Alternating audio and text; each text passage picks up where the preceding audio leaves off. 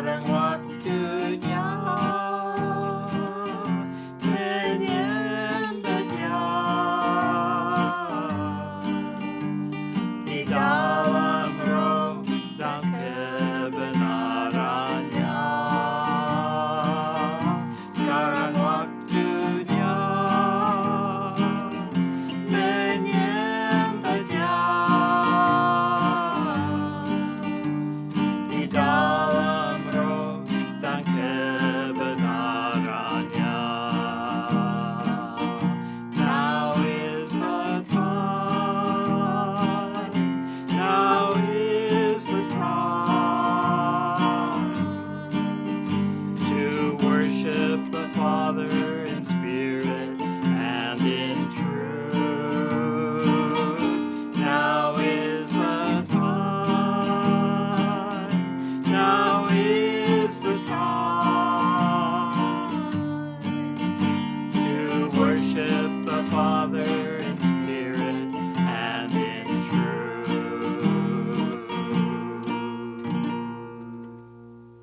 Hello, I'm Pastor Dave, and I want to bring you a message about being an overcomer.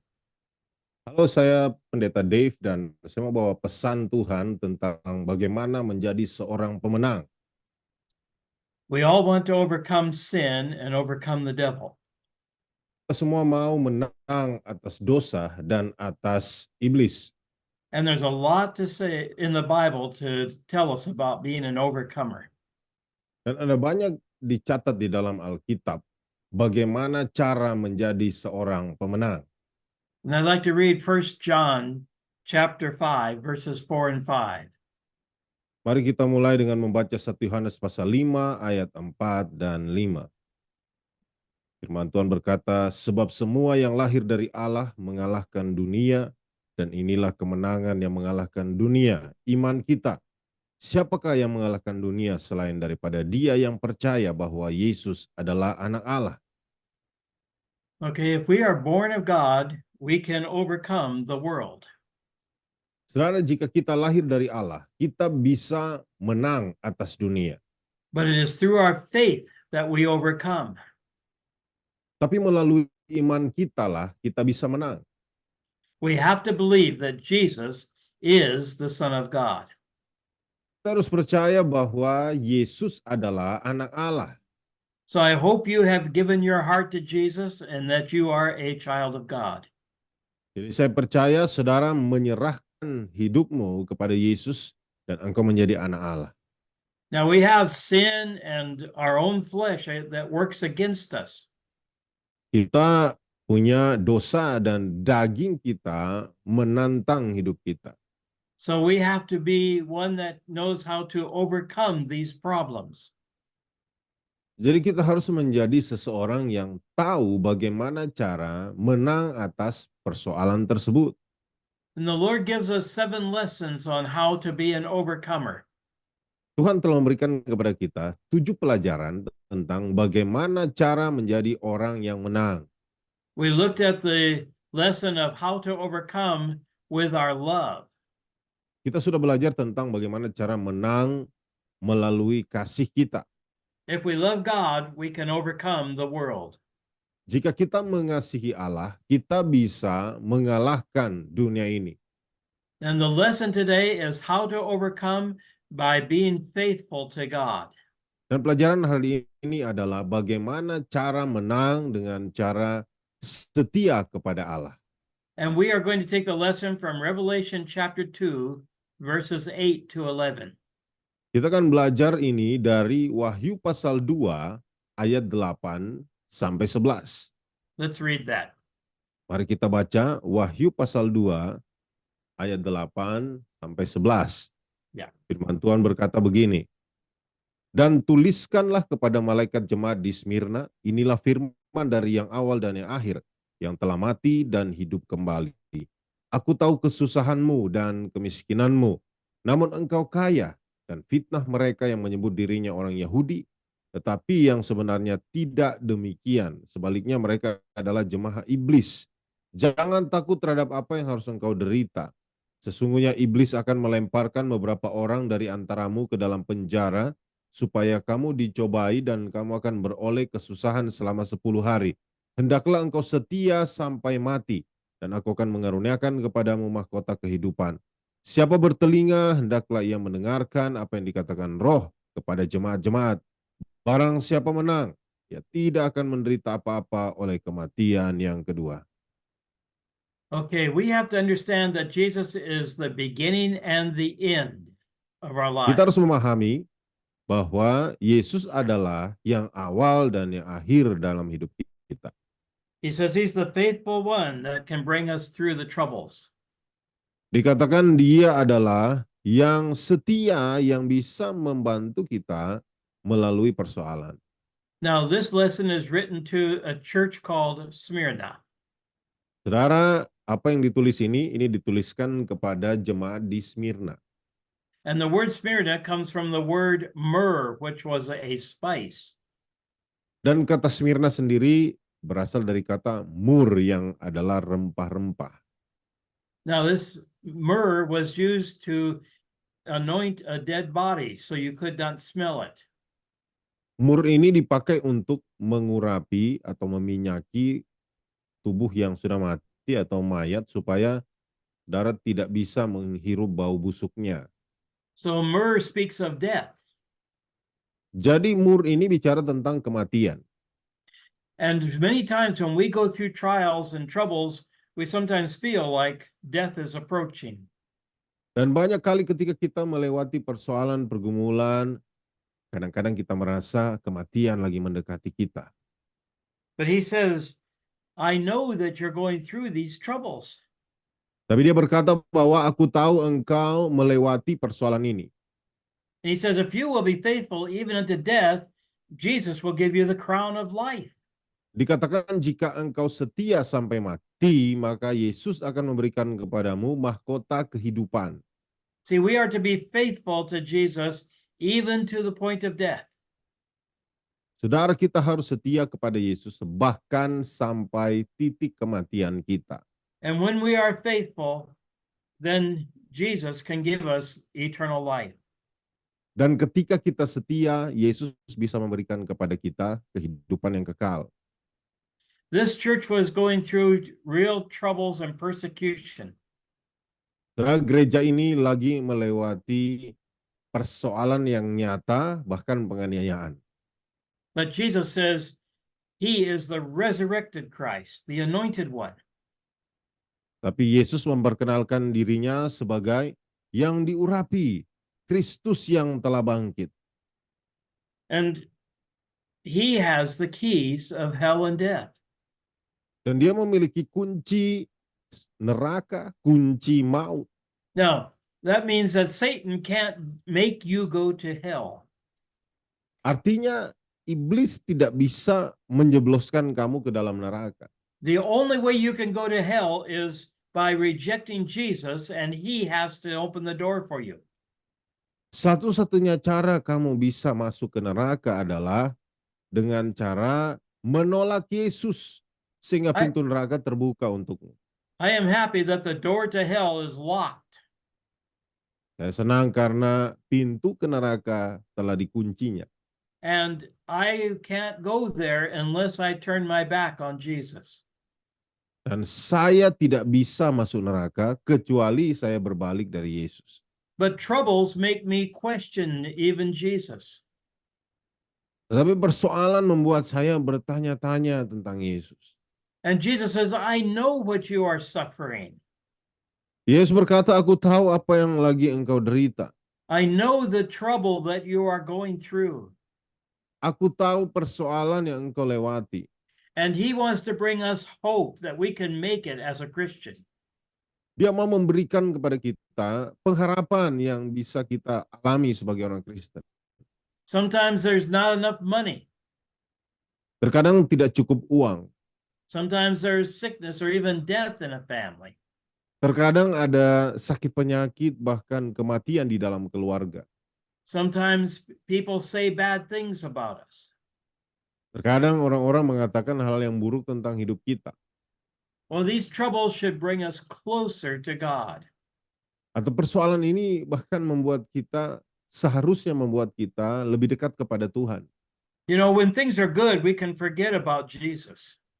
Ketika segala sesuatu baik-baik saja, kita bisa saja melupakan Yesus. And then when things get hard, we turn back to Jesus. Dan ketika segala sesuatunya tidak baik atau sulit, kita berbalik dari Yesus. And Jesus wants us to understand how he can help us through these problems.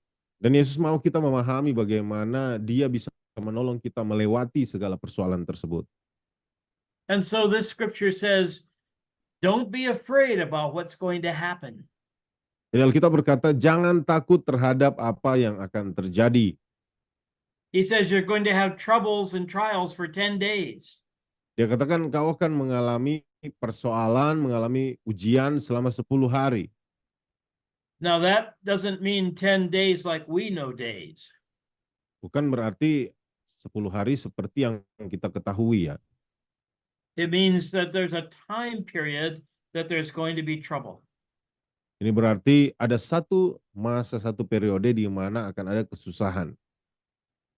But it also means that there is an end to our troubles. Tapi ini juga berarti ada akhir dari setiap kesusahan kita. I'm glad to know that there will be a day when problems will be over. Saya bersuka cita karena tahu bahwa ada yang namanya akhir dari setiap persoalan, masalah. The Apostle Peter wrote us about these troubles. Rasul Petrus sendiri menuliskan tentang persoalan yang dimaksud. And that's found in 1 Peter 4:12. Dicatat dalam 1 Petrus 4 ayat 12. Saudara-saudara, Go ahead. 1 Petrus 4 ayat 12. Saudara-saudara yang kekasih, janganlah kamu heran akan nyala api siksaan yang datang kepadamu sebagai ujian, seolah-olah ada sesuatu yang luar biasa terjadi atas kamu. Mhm. It's not strange when trouble comes into our lives. Bukan sebuah keanehan persoalan muncul dalam hidup kita.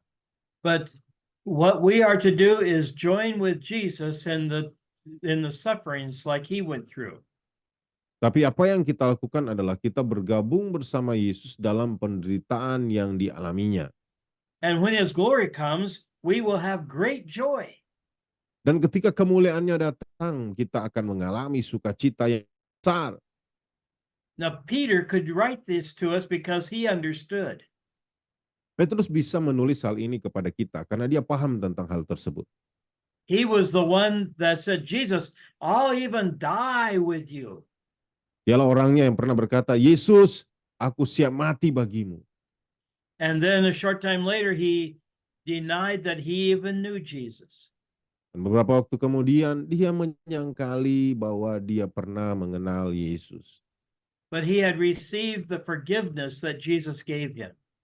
Tetapi dia menerima pengampunan yang telah diberikan Yesus kepadanya. And he's able to tell us Dan dia what bisa we can go memberitahukan through. kepada kita apa yang bisa dilewatinya. And Paul writes us in Philippians 3:10, Dalam Filipi 3 ayat 10, Paulus mencatat, he says, I want to know Christ and the power of the resurrection. dia berkata, yang kukehendaki ialah mengenal Kristus dan kuasa kebangkitannya. And I want to share in his sufferings. Dan persekutuan dalam penderitaannya. See, Paul wanted to share with the one who loved him. Saudara, Paulus mau berbagi, bersekutu dengan dia yang mengasihinya. And when we have suffered in the flesh, then we are finished with sin. Ketika kita menderita dalam daging kita, berarti kita sudah selesai dengan dosa. We will start to know the will of God as we finish our sufferings. Kita mulai mengenal kehendak Tuhan saat kita selesai dalam penderitaan tersebut. Let's read 1 Peter chapter 4, verses 1 and 2. Mari kita baca 1 Petrus pasal 4 ayat 1 dan 2. Firman Tuhan berkata, jadi karena Kristus telah menderita penderitaan badani, kamu pun harus juga mempersenjatai dirimu dengan pikiran yang demikian. Karena barang siapa telah menderita penderitaan badani, ia telah berhenti berbuat dosa. Supaya waktu yang sisa jangan kamu pergunakan menurut keinginan manusia, tetapi menurut kehendak Allah. So, are you able to stand against the troubles that the devil brings? Jadi apakah saudara mampu bertahan mengatasi persoalan yang dibawa oleh iblis? We have a weapon, and that is our faithfulness to Jesus. Kita punya senjata, yaitu kesetiaan kita kepada Yesus. There's nothing that can stop us from doing the will of God. Tidak ada yang bisa menghentikan kita dalam melakukan kehendak Allah. So you can check your life and you can know whether you are walking close to Jesus or not. Saudara bisa memeriksa kehidupan saudara dan saudara bisa tahu apakah saudara berjalan dekat dengan Yesus atau tidak. Not too long ago, I was sitting in the hospital and I did not know if I would live or die. Belum lama ini saya masuk rumah sakit dan saya tidak tahu apakah saya akan tetap hidup atau saya mati. That was a real trial for me and a trial for my wife. Ini adalah ujian buat saya dan juga bagi istri saya. But Jesus showed his mighty hand in that trial. Tetapi Yesus menyatakan tangannya yang perkasa di tengah-tengah ujian tersebut. And now that I am on this side of that trial, I can see the glory of God. Dan sekarang saya ada di sisi yang lain daripada ujian tersebut. Dan saya telah menyaksikan kemuliaan Allah. There was an eternal value to this trial. Ada nilai kekal di tengah-tengah persoalan tersebut. It is to help me to know God's will better. Untuk menolong saya mengenal kehendak Tuhan dengan lebih baik. And I can know that through faithfulness to Jesus, I can overcome sin and sickness. Dan aku bisa tahu bahwa melalui kesetiaan kepada Yesus, saya bisa mengatasi dosa dan mengatasi penyakit. So we want to know what Jesus suffers. Jadi kita mau tahu apa yang diderita oleh Yesus. What does Jesus suffer today? Apa yang diderita oleh Tuhan Yesus hari ini? Does he suffer when we kill babies? Apakah dia menderita waktu dia membunuh bayi-bayi? Does Jesus suffer when there's wars and killings in this world? Apakah Yesus menderita waktu ada perang, maksudnya ada pembunuhan-pembunuhan terjadi di dunia ini? And Jesus suffers when people hate each other and do bad things to each other? Yesus menderita ketika orang saling membenci, orang saling melakukan hal yang buruk kepada sesamanya. So do I cause Jesus to suffer with my life? Apakah saya membuat Yesus menderita melalui hidup saya? The things that I do, does that make Jesus suffer? Apakah apa yang saya lakukan itu membuat Yesus menderita? When I see someone in sin, do I suffer like Jesus suffers? Waktu saya melihat seseorang berbuat dosa, apakah saya menderita seperti Yesus menderita? Jesus said, the harvest field is ready to harvest. Yesus berkata bahwa tuaian siap dituai. And do I see the need that souls have around me? Apakah saya melihat kebutuhan yang dimiliki oleh jiwa-jiwa di sekeliling saya? That's what makes Jesus suffer today. Itulah yang membuat Yesus menderita hari ini. He sees souls that are going to hell and no one is telling them about Jesus. Dia melihat jiwa-jiwa yang akan ke neraka dan tidak ada yang memberitahukan kepada mereka tentang pribadi Yesus. And you and I have an answer for those souls. Dan saya punya jawaban bagi jiwa-jiwa tersebut. But are we doing anything to help people to understand salvation? Tapi apakah kita melakukan sesuatu untuk membuat orang-orang mengerti tentang keselamatan? God wants us to reach out and touch other lives. Tuhan mau kita menjangkau dan menjamah kehidupan orang lain. But we get our eyes on our own life. Tapi mata kita tertuju kepada hidup kita sendiri. And we say, oh, I want this, or I need to do that. Saya mau melakukan ini, saya mau melakukan itu. And we turn away from the work that Jesus wants us to do. Dan kita berbalik dari pekerjaan yang Yesus ingin kita lakukan. And we walk right by somebody that is not saved. Dan kita hanya melintasi seseorang yang tidak diselamatkan. And we do not even worry about their soul. Dan kita tidak peduli, tidak khawatir terhadap jiwa mereka. And Jesus sorrows because that soul may go to hell. Dan Yesus menderita karena jiwa itu kemungkinan akan masuk neraka. Sometimes he lets bad things happen to us to wake us up. Terkadang dia biarkan sesuatu yang tidak baik terjadi pada kita untuk membangunkan kita. So that we will see the struggles and the trials around us. Supaya kita bisa memperhatikan pergumulan, ujian-ujian yang terjadi di sekeliling kita. And we will do what Jesus asks us to do. Dan kita akan melakukan apa yang Yesus minta untuk kita lakukan.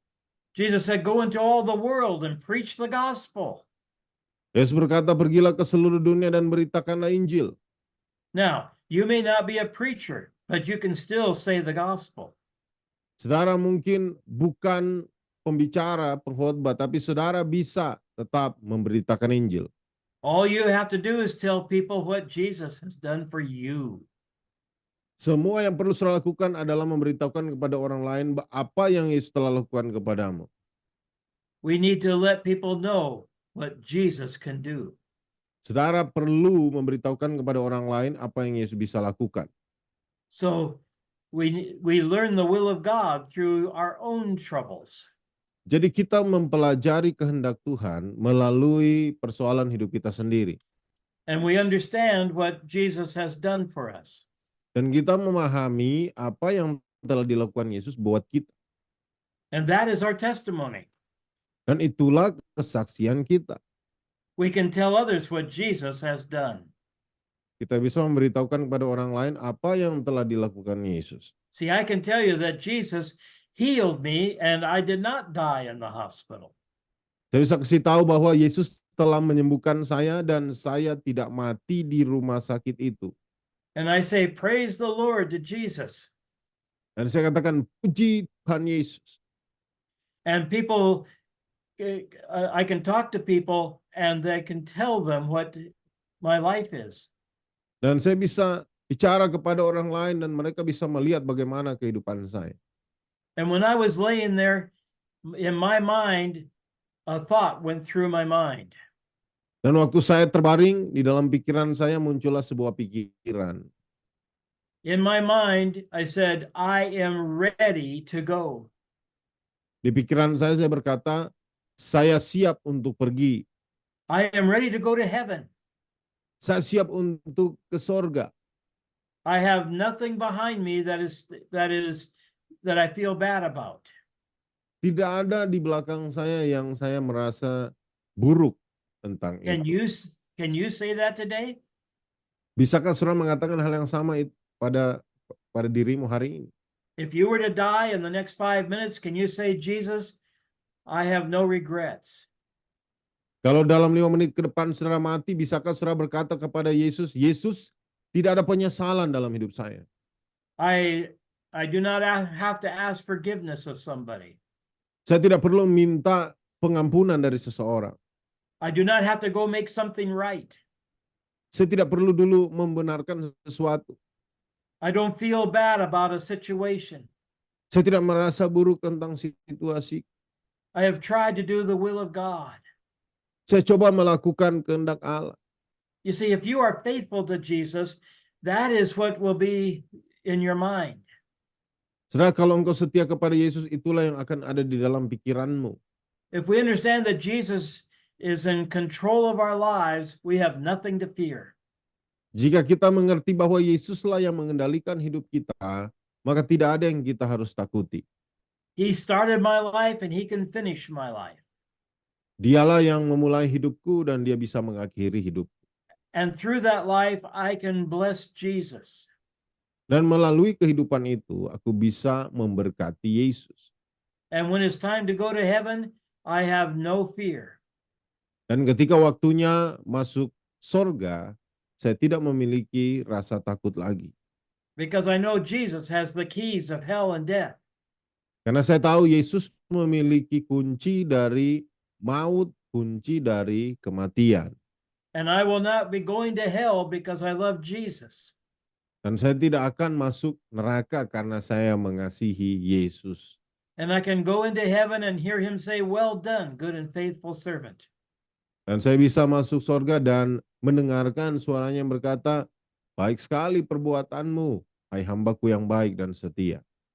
See, the promise to this church that we're reading about says Jesus will give us the crown of life. Karena janji Yesus kepada gereja ini adalah dia katakan Yesus akan memberikan kepadanya mahkota kehidupan. And we will not be hurt by the second death. Dan kita tidak akan terlukai dengan kematian yang kedua. What is the second death? Apa itu kematian yang kedua? That is when Jesus throws Satan and his angels into the lake of fire. Itulah ketika Yesus melemparkan iblis dan malaikat-malaikatnya ke perapian yang menyala-nyala. The Bible says that going into the lake of fire is the second death. Alkitab berkata, kematian di lautan api itulah yang disebut promise kematian to yang kedua. The promise to you and I is that we will not be hurt by the second death. Tapi janjinya buat saudara dan saya, kita tidak akan terluka di dalam kematian yang kedua ini. He will give us a crown of life. Dia akan memberikan kepada kita mahkota kehidupan. A crown says that I have authority and I can rule. Mahkota yang berkata, aku memiliki otoritas dan aku bisa berkuasa. And if I'm not hurt of the second death, then I have eternal life. Dan jika saya tidak dilukai, tidak terluka dalam kematian yang kedua ini, maka saya akan mewarisi kehidupan yang kekal. And this will come to happen to us when we are faithful to Jesus. Dan ini akan terjadi dalam hidup kita ketika kita setia kepada Yesus. Let's read Galatians 2, verse 20. Mari kita buka dalam Galatia 2, ayatnya yang ke-20. Kita berkata, namun aku hidup, tetapi bukan lagi aku sendiri yang hidup, melainkan Kristus yang hidup di dalam aku. Dan hidupku yang kuhidupi sekarang di dalam daging adalah hidup oleh iman dalam Anak Allah yang telah mengasihi aku dan menyerahkan dirinya untuk aku. Yes, we are to say we are crucified with Christ. Ya, kita juga harus berkata bahwa aku telah disalibkan bersama Kristus. But we also live in this world. Tapi kita juga hidup di dalam dunia ini. But I live by the power of Jesus. Tapi aku hidup oleh kuasa Yesus. Do you live by the power of Jesus? Apakah saudara hidup oleh kuasa Yesus? If you are living by his power, you will get a crown of life and you will not be hurt by the second death. Jika saudara hidup oleh kuasa Yesus, maka saudara akan mewarisi mahkota kehidupan dan saudara tidak akan terlukai oleh kematian yang kedua. So if I want to be an overcomer, I have to believe that Jesus is the Son of God. Jadi jika saya mau jadi orang yang menang, saya harus percaya bahwa Yesus adalah Anak Allah. And that faith in Jesus will make me an overcomer. Dan iman kepada Yesus itulah yang membuat saya menjadi orang yang menang. And as I am faithful to Jesus, I can overcome sin. Dan dalam kesetiaan saya kepada Yesus, saya bisa mengatasi dosa. And as I am faithful to Jesus, I will receive the crown of life. Dan saat saya setia kepada Yesus, saya akan menerima mahkota kehidupan. So I want to challenge you today. Are you being faithful to Jesus? Dan saya ingin menantang saudara hari ini, apakah engkau juga setia kepada Yesus? Have you given your life to Jesus? Apakah engkau sudah memberikan kehidupanmu kepada Yesus?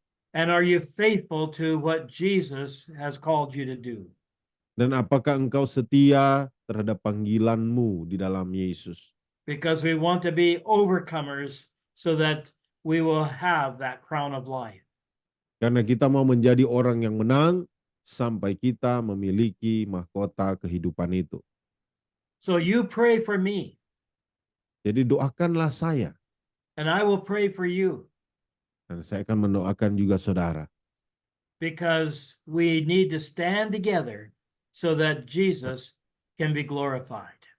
Karena kita perlu berdiri bersama-sama supaya Yesus dapat dimuliakan. So may God bless you today as you are faithful in your walk with Jesus. Kiranya Tuhan memberkati saudara hari ini saat saudara selalu setia berjalan bersama Yesus. Sekarang waktunya menyembah Dia di dalam roh dan kebenarannya. Sekarang waktunya menyembah Dia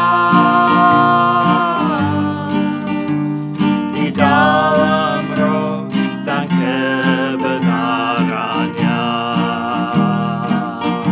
Now is the time, now is the time to worship the Father in spirit and in truth. Now is the time, now is the time to worship the Father